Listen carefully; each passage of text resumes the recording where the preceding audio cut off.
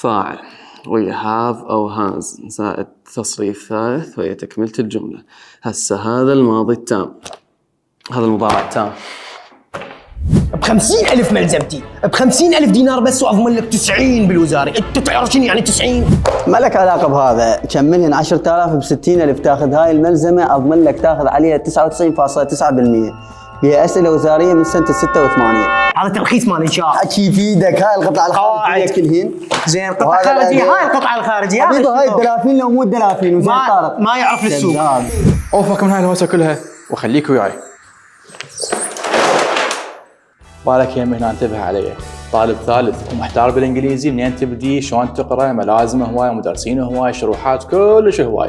اوفك من هذا كله، راح اعلمك ان شاء الله شلون تاخذ 100 بالوزاري بس من الكتاب. راح اراويك السؤال شلون يجي وشلون تجاوب عليه، وراح نمشي على كل تفصيله من الالف للباء. وين؟ بنادي انجليشرز. دورات 3 متوسط راح تبلش قريبا والمقاعد جدا محدوده.